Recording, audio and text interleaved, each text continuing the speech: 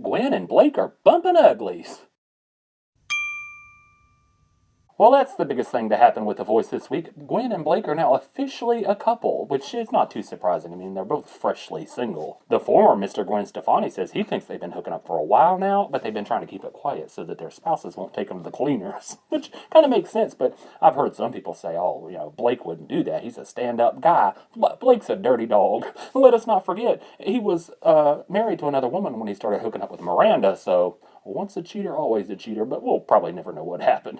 If, though, later on in the season we see him stop trying to win, it might mean that he's trying to throw the competition to his girlfriend this season to kind of impress her, but who knows? We also know that if they ever break up, Gwen will not ever be invited back for another season, so be careful, girl. Anyways, Monday was the third and final night of knockouts on Season 9 of The Voice. First up was Team Adam, with his final pair is James Dupre versus Shelby Brown. Adam said that he put them together because it's his two country singers, but Shelby isn't really that country, is she? Well, we all know that Adam tries to snatch up country singers during the auditions to play with Blake, but then he drops them or converts them before the live shows start, so we knew it was probably going to be bad news for James. Shelby was first singing Jesus Take the Wheel. She says that it's the first time she's done a country song on the show. Girl, it's just now the knockout rounds, of course it is. And on Team Adam, it's probably going to be the last. She also said that she sang this song for her third grade talent show and lost, so it's probably not a very good song to pick, but whatever.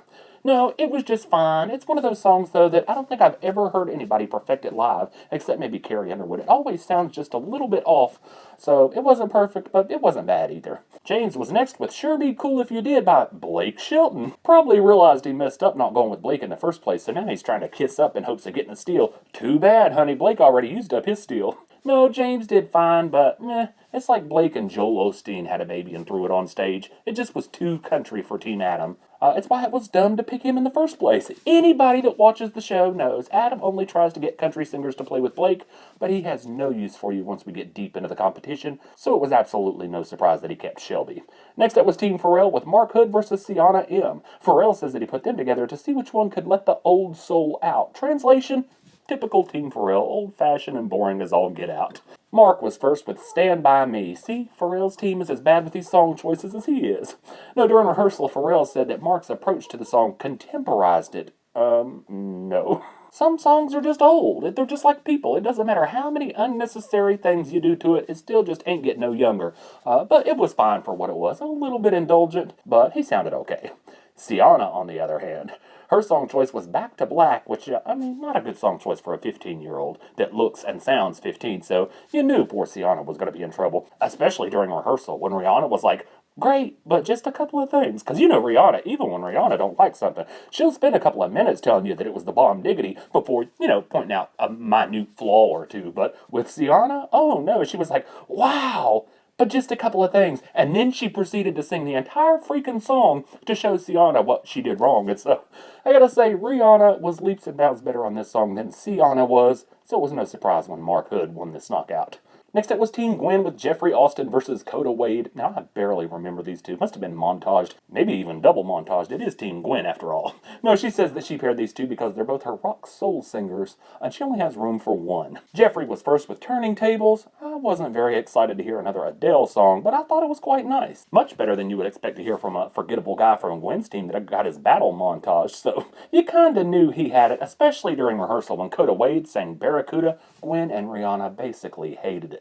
I don't think they had one nice thing to say about her performance, and they were trying too. They were trying to think of something nice to say, but when she hit the stage, it was just wrecked. One of the worst performances of the season so far, so it was a super easy decision for Gwen. Oh, she pretended to hem and haw over it for a little while, but she was never not going to go with Jeffrey. Next up is Team Blake with Emily Ann Roberts versus Nadjah Nicole. He says that he paired them because they're both sweet and soft-spoken. Emily Ann was first with Cowboy Take Me Away, and she says she's been listening to this song since she was a little girl, which was, like a few months ago. No, Blake and Rihanna weren't too crazy about it during rehearsal. When she hit the stage, though, I thought she sounded quite lovely. It was a little bit boring, but she sounded good. Nadjah was next with A Woman's Worth. Now, she pointed out before her performance that she's the only pop R&B girl on Blake's team. Well, we all know what that means. Yeah, bye-bye. No, she sounded fine, but it's just like Emily Ann, a little boring. So it was a pretty even match, and we all know that in that case, Blake's going to go with what he knows and pick the country singer, and that's exactly what he did when he declared Emily Ann the winner. Next up, it's the one and only knockout montage of the season. Team Blake with Zach Seabaugh versus Crump. Zach ended up winning, but it sure won't do him any favors going to the live shows. Now we all know they could have cut out a few of these pointless little Christina Grimmie style clips and made room for this young man's knockout, but yeah. Oh wait, wasn't Christina Grimmie's knockout the only montage of her season? Maybe Zach in a couple of years can start doing the annoying style segments for himself. Anyway, next up is Team Pharrell with Evan McKeel versus Tim Atlas. Pharrell says that he paired them because they were both alternative indie. We all knew Evan was going to win this one, didn't we? Pharrell loves this little boy. So yeah, Evan was first with Dare You to Move. The only advice that he got during rehearsal was to drop the guitar, which made no difference, probably.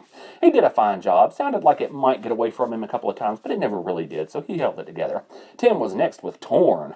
Pharrell and Rihanna didn't seem to love it during rehearsal, and neither did I. He's like a quirky girl in a boy's body. What with all that wonky pronunciation? I was like, dude, the song is Torn, not Toin. So yeah, I thought Evan was leaps and bounds better, and clearly Pharrell felt the same way. He declared Evan the winner, which was a no-brainer. And the last of the night and of the season was Team Gwen again with Regina Love versus Riley Biederer. Of course, they tried to hype this up as a shocker, but they do this every single season, and there was absolutely nothing shocking about it. Gwen was going to pick who she liked, and Pharrell was going to steal whoever was left. Carson's like, oh, we gotta steal! No shit, Sherlock. Totally unnecessary, but whatever. Of course, Gwen put these two together because they were her steals during the battles. Now, Riley was first with XO by Beyonce. Gwen and Rihanna loved it during rehearsal. I thought it was better than her awful battle, but I still wasn't jumping out of my seat. I kind of feel like this girl could be hit or miss. She probably does better with the songs that she picks because she's done them a million times, but when somebody else picks her songs, she'll probably struggle with them. But we'll see. Regina was next with Midnight Train to Georgia. Kind of a predictable song choice, I thought, and the performance was a little bit indulgent, but that's to be expected with a song like that. So it was kind of fun, though. I thought Regina fought hard for it, so I kind of liked it, and I liked Regina better, and so did Gwen, which means Pharrell ends up getting Riley Biederer, and with that, the knockouts are over. Okay, so the live shows start this week, Monday and Tuesday, I think, with results on Wednesday. No phone or text voting this season, so apparently it's all going to be online and iTunes. And then I think they're going to have a wild card round, which each coach gets to bring back a contestant that was dropped at some point in the competition and give them another chance. Kind of dumb to have a wild card round when there's only a few weeks of live shows, but whatever. Okay, so I know I had said before that when the live shows start, I'm going to go back to doing reviews the night of, but I think I'm still going to have to stick with the weekends because I really just don't have time right now. I don't have a real job right now, so I'm doing a lot of work from home, and almost all of it is on the weekdays, early in the week especially. I mean, I get up at 6 o'clock in the morning, so my brain is pretty much done before the show even starts. And weekends, I have all the time in the world. So it just works out better for me. So I think that's how I'm going to do it for the foreseeable future. I may try to, like, finale week, try to get it up the night of, but we'll see. Anyway, so leave me a comment and let me know what you thought about the show this week, what you think about Gwen and Blake being a couple, and I'll see you folks next week.